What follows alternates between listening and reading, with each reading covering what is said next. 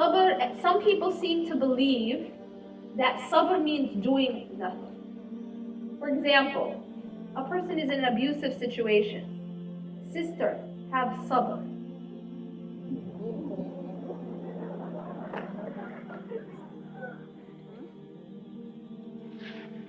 Yes, that's great advice. Have sabr and get out. The problem is that have sabr means, in the context of what it's used, is do nothing. Right? Swallow the poison, keep swallowing the poison, and do nothing. Just keep swallowing it. Right? It's as if we're telling people, turn the other cheek. What does turn the other cheek mean? It means you slap me on this cheek, so let me turn it so you can slap me on this. Not Islam, folks.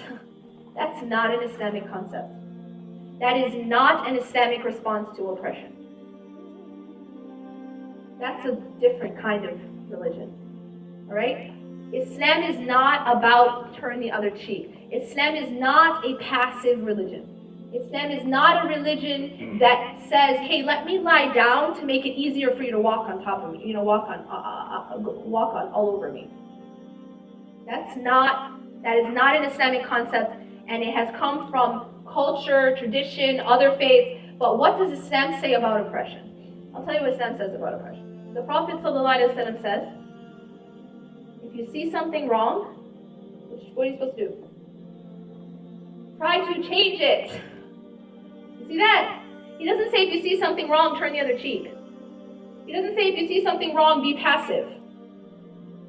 Trying to change is active. It's an action. It's taking action against that thing that is wrong. It is taking action against oppression.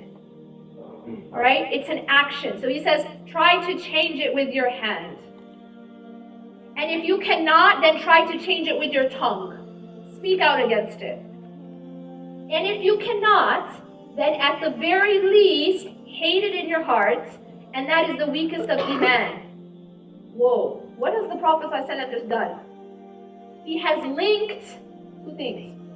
He has linked taking action against wrong with Iman. Makes sense?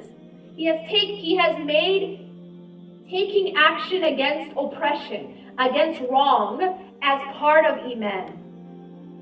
Make sense?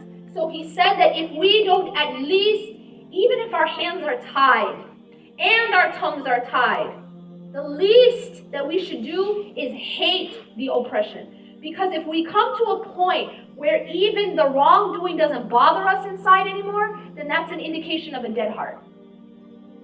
If things happening that are wrong, that are oppressive, if we see oppression and it doesn't even bother us, if we see abuse and it doesn't even bother us, if we see wrongdoing and it doesn't even bother us inside, then that's an indication that even the Iman is lower than the weakest of Iman.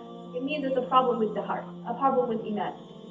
So this idea that sabr means do nothing is not from Islam. That's not the meaning. That's not, because sabr itself is a very deep concept which includes action. Sabr is an active word as well.